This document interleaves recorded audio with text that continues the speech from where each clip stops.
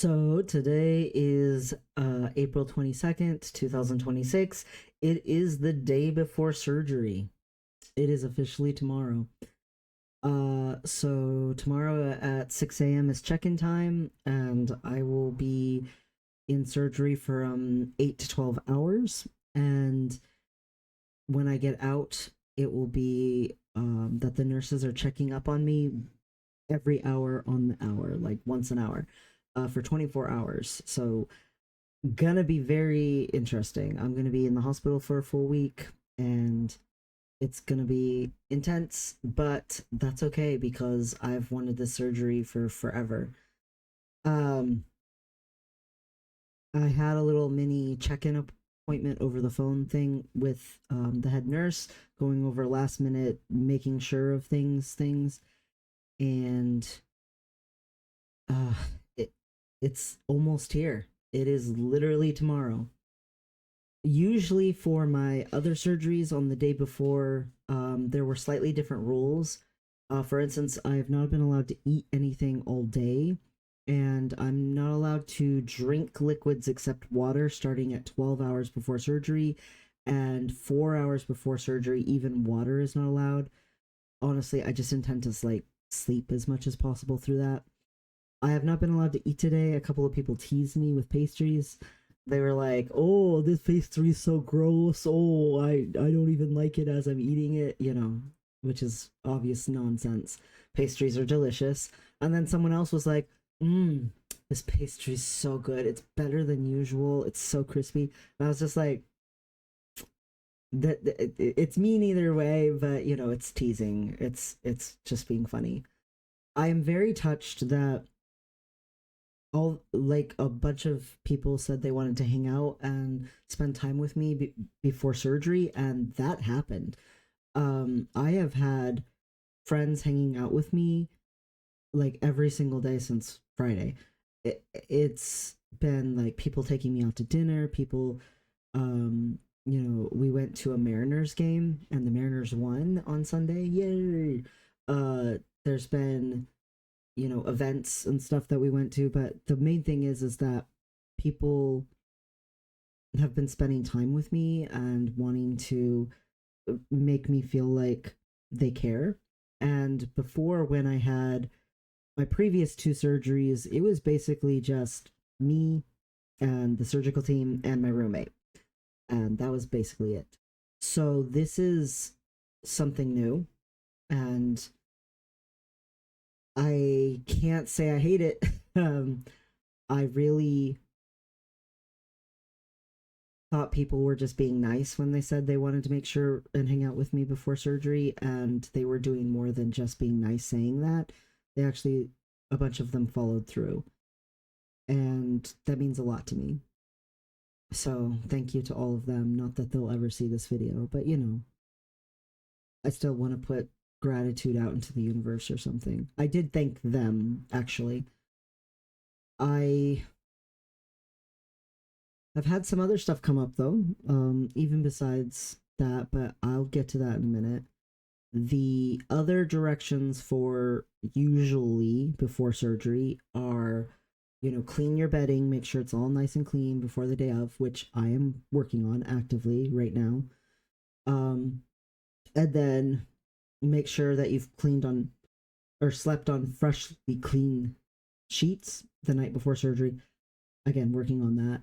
And the other thing that usually is more important but was less important this time is usually before surgery you want to bathe with like antibacterial soap or with wipes and be no fragrance free, purely antibacterial, all that, right the like night before surgery or whatever, be fully clean.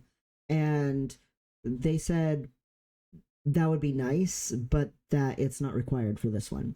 They said please do bathe, but it's doesn't have to be the same as usual, because apparently they're going to do a big giant wipe down on me anyway because they need to shave off so much hair, and they're gonna do something called a scrape on my arm where I had electrolysis. Um, I guess to get rid of any leftover little hairs and things like that. I'll be unconscious during that, but scrape sounds unpleasant. um, whatever. I mean, whatever they need to do, I won't be awake, so they just can do it. But I found it interesting that since they're gonna quote unquote clean me anyway, that they weren't that concerned with whether it was antibacterial and stuff. They just wanted me to have done some sort of bathing. Something that makes my roommate super happy is during recovery, this time I can wear deodorant. Yay!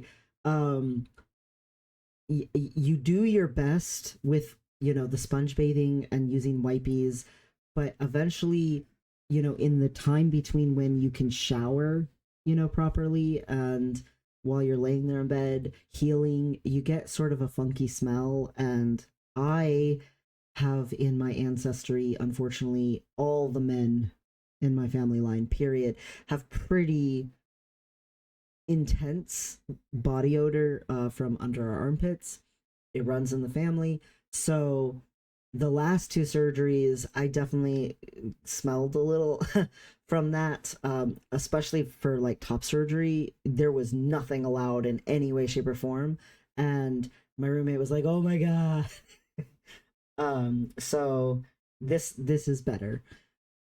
Um, while I'm in the hospital, no clothes allowed. It'll be just a gown and like hospital sockies that have like grippies on the bottom of them, and like mesh underwear that almost is like made out of gauze but softer. And um, so I am bringing some sweatpants. Honestly, they're pajama bottoms with drawstrings, to go home in, and just a t-shirt. But the the whole time I'm in the hospital, clothes won't be an issue. And when I get home, you know, I'm just going to be laying on bed. We did get another subscription service set up so that I will have lots to watch while I just lay there healing, trying not to be stir crazy. I've tried to give advance notice to everyone I can think of and let everyone know as much as possible, that I'll be missing. And I've talked with a bunch of, faculty and staff and everything at the colleges. I actually had a really amazing conversation with a professor on Monday, I think it was, um, about papers and publishing and stuff like that. So that's very interesting. And he's like literally about to publish a paper, and he said the revisions he wants to make are all based on my ideas, which is like, and he said that when he starts writing the book, because he has a book deal for the subject matter, he might like dedicate a chapter to my ideas, and that he thinks he said he expects 2 years from now that I'll be publishing my own books, and he wanted me to send him some of my research that I've been doing so far towards writing my next paper. I made an annotated bibliography and stuff. He wants to read it all, and either me write a paper like full on, or and him be the advisor, or else maybe a collaborative paper. And I'm like, because it's on, um, international and intergenerational ethics issues. And I very much want to be like, what I'm going to college for, what I want to do with my life is actually working on an international scale to reduce financial disparity and change oppressive systems. So that's exciting. Um, Something bad that happened though around some of these good things. I went to go do my job on Tuesday, and the guy who's been stalking and harassing me was there, and I tried to just stay away from him, and I ended up not being able to do my job because he wouldn't leave, and I had to go hide, um, with my boss at my other job, because I had two jobs, but I haven't been working that job, but she still let me hide in her office with her. And had a different staff member go look for my other boss who had not come that day. So I would have been working solo, but I didn't feel comfortable to be working alone with him just staying in that area. And then later, someone told me that he had been asking about me. That uninvited, unprompted, he walked up to them and asked if I had been around on campus and tried to tell them a bunch of bad things about me. And so that was horrible. And both bosses at both jobs, even though I'm technically not working the other one at the moment, starting tomorrow, I won't be working either of them for a while. But both bosses were like, this needs to be reported. It's unacceptable. And of course, Title IX, are dumb heads. And that it's ludicrous that they ever dismissed anything in the first place. But anyway, so I did like a partial report thing, but the whole thing is just so stressful. And of course, here I am about to have surgery tomorrow, and here yesterday, of course, he had to show up and be stalking me. Like, here I am trying to get my nervous system to calm down and to really prepare myself for surgery. And I swear, it's just so difficult when stupid stuff like this is happening and going on and all that crap. And just so stressful, so stressful. I am very grateful to the friends and people who've been hanging around me, and even some family, my brother. My father's been here visiting, and that's been interesting. He's been struggling with wanting to be a better person and also still viewing me having been born intersex as a liberal agenda. But because I went and saw my aunt last week and stuff, she ended up talking with him some. And when I saw my aunt, it actually went really well, in my opinion. My roommate said it wasn't enough, but to me, it was significant. She and I talked for a very long time at a restaurant, and I recognize the difficult position she's in because she's pretty high up in the family, and she has to deal with the religious rigidity in that family and doesn't want to lose, like, her acceptance and popularity in the family and stuff because I'm like disowned. And she and I talked for quite a bit, and she basically didn't want us to not be able to talk, and that maybe we could text each other and every once in a while see each other even. And she was like, I can't call you by your name, but maybe we could come up with like a cutesy name to call you. And I was like, okay, how about sweetie? And she's like, that's great. I was like, well, sweetie can be a little, sometimes romantic people call each other sweetie. So how about sweetie pie? That sounds like something an aunt would call, a niece or a nephew or whatever. And she's like, that's perfect, sweetie pie. And she's put it in her phone, and we exchanged numbers and stuff. And then I was like, I'm going to be in surgery and everything, so it might be a while. And she's like, that's okay. And then I said, wait, make sure you tell your husband, my uncle, who Sweetie Pie is. Because if he sees your phone and suddenly is like, wait, where did Sweetie Pie come from? She laughed so hard at that. She was like, oh yeah, no, I'll tell him where Sweetie Pie came from in her phone all of a sudden. But my roommate's like, if she wouldn't call you by your name, even though none of the family people are there, then it's not good enough. And I'm like, I feel like it was a huge giant step for her to do it at all. I mean, if someone say had come across us in that restaurant or something, she would have had to face a lot of discrimination and, a giant lecture, possibly worse, from the family and stuff. And she still came, and we sat there and talked for hours and stuff. So I feel like she put in like genuine effort. And I haven't seen her in so long, and she was always my favorite aunt. She was the aunt who sometimes when things were really bad at home when we were kids and stuff, she would take us for, an evening or sometimes for a weekend. And she actually cared some, and she had her own kids and her own time consumption and stuff. So I feel like she tried, and I feel like this is another example of her trying. It's been an extremely long time since we've seen each other, but she was always my favorite aunt, and she said she always felt, that connection. And she actually has had something that I wrote on her fridge this whole time that maybe wasn't like a drawing or didn't have my name on it. No one would know that I had written that, but I had written it for her an extremely long time ago. I mean, when I was like 18 years old, and it's still on the fridge. And that means a lot to me that she's kept it there all this time. So I'm good with it. But she did talk to my father a little bit, that we had talked and things. So my father called me yesterday, and he was, talking a bit about things that he regretted when I was little and stuff. And he, of his own accord, said that he hoped that my surgery went well and that I got what I needed from it.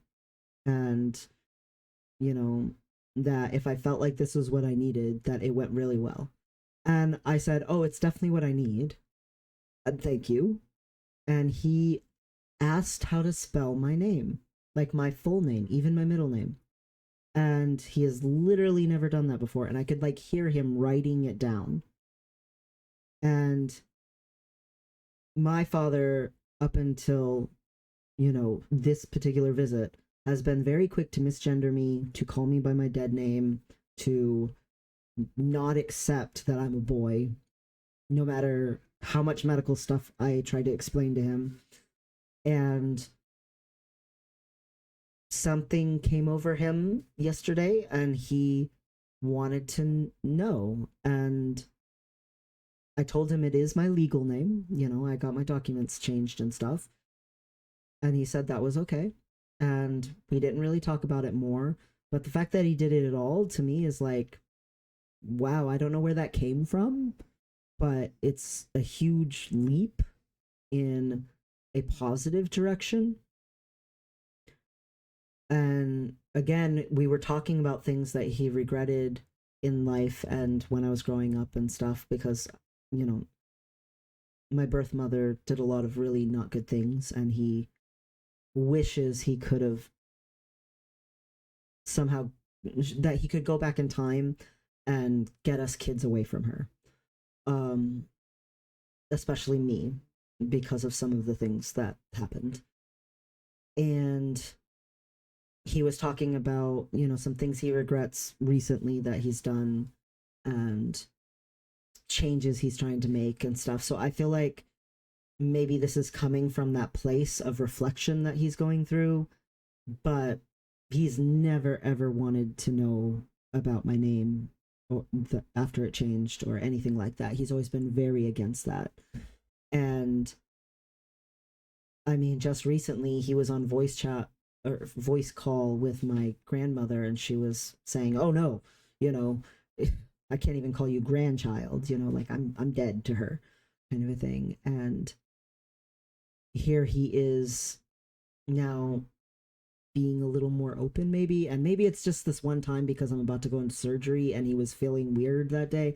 I don't know if this is indicative of some sort of future change or if it was just a one time thing, but it was very touching in the moment. It was very sweet of him, and I'll take it.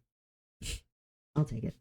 So I'm going into surgery with very intense emotions, and hopefully that will not bite me in the butt or cause issues when I'm coming back out of anesthesia or things like that. Hopefully it'll be fine, but I have tried and tried to get my nervous system calmed down. I will keep trying for the rest of the day as I'm getting chores done and getting things taken care of. But I don't know a way around that I'm feeling a lot of intense things.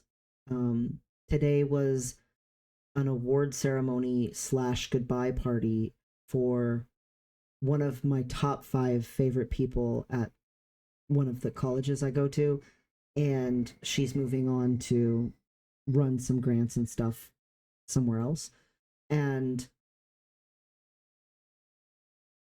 she was my boss, who I'm not working for right now, who let me go hide in her office, you know. She's always been very vehement. No one you're uncomfortable being around you is going to be around you. Not when it's a space she has control over. And she's also just been so supportive and kind, and she calls me her star.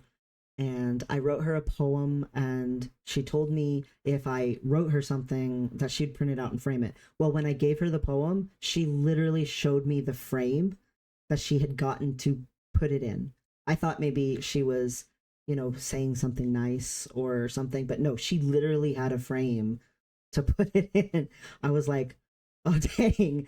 And today she, told me she was proud of me for like sending the partial reporting about him stalking me and stuff. And she she told me that she promised she wanted to keep in touch, and that she was going to be watching all my accomplishments on LinkedIn and stuff, and that she was going to remember me for life.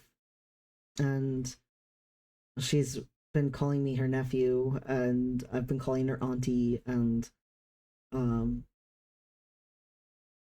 I gave a speech. There's lots of people who gave speeches, though. I was definitely not the only one. She's very accomplished. She deserves every bit of award and credit that she gets. But it's hard losing someone who made me feel so safe, and who was a you know influence on my life for so long. And I'm so proud of her. I'm so happy for her for what she's going on to do. But it's like, dang it, there goes one more support system that I had at school. And it's a pretty big one. Like, she was definitely someone when all that whole investigation and everything was going on, and I found out that the person who had been my hero had been like deceiving me and everything, and I felt so much distrust, and I felt so confused. I realized that, there are some people who don't make me feel so confused. And this person who I went to see this morning, that is the person who made me realize that there that there are relationships that don't confuse me so much. And so it is sad to lose an auntie, um, even though we're not related by blood or anything. And I guess technically lose isn't the right word, because it's not like she is dropping off the face of the entire planet. She's just moving to a different county. But I'm gonna miss her. And during surgery, I'm gonna miss my friends. I'm gonna miss people. I'm gonna miss school. I'm gonna miss doing classes and writing papers and learning. And hopefully, my arm will heal up enough and my hand will de-swell enough that I can start typing fine, and it won't be that big of an issue, and I'll do summer classes and it'll be okay. But like, it's still gonna be kind of a long recovery. And I thought the worst part about recovery would be going stir crazy, because I'm such an active person. And I do expect that to still be very problematic for me. But I think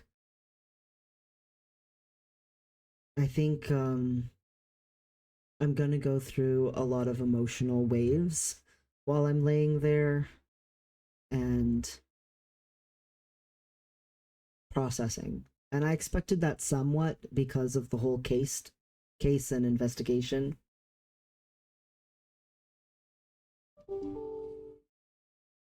And because this guy won't stop stalking me, and Title IX sucks at their job, and so on and so forth. And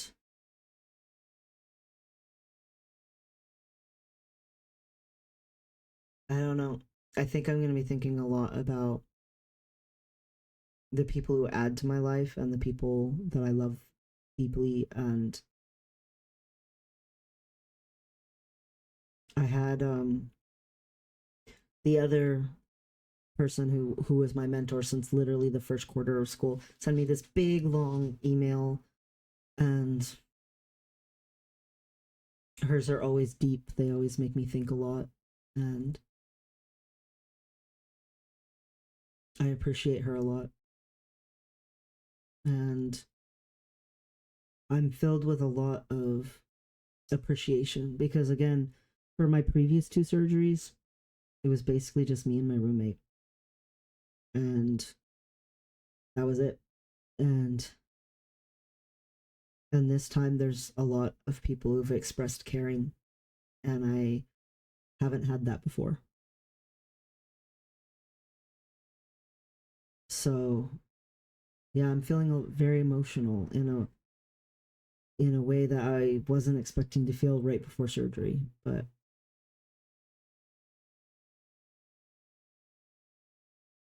I thought my emotions before surgery would be more like the jubilation. I mean, literally today is my last day not having a dick. It's the last day that I am not whole.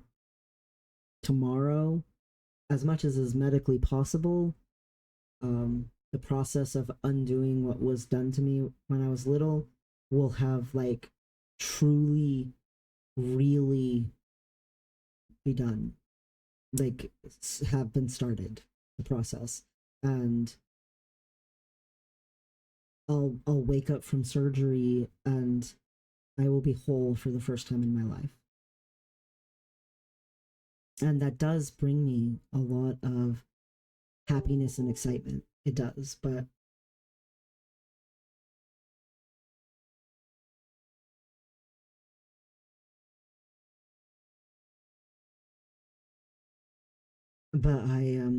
I'm very overwhelmed with how much I'm thinking about people, and not just that. And I've waited for forever to have this surgery, and yet the surgery is not the only thing on my mind. And maybe as the day goes on, that'll change. But I don't know. It's very different to be thinking about people so much. Um,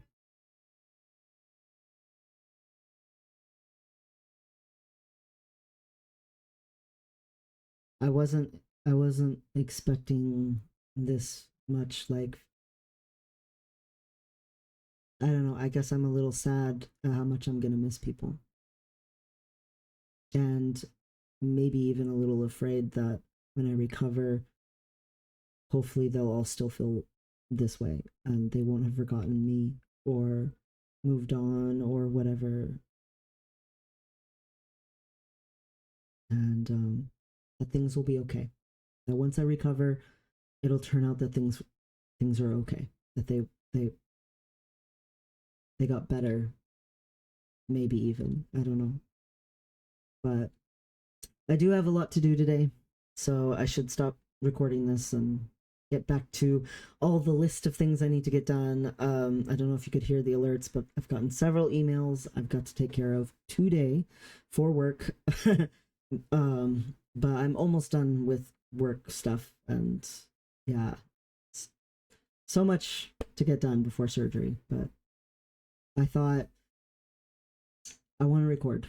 I want to make sure and capture this moment, and that I'm feeling a lot of feelings.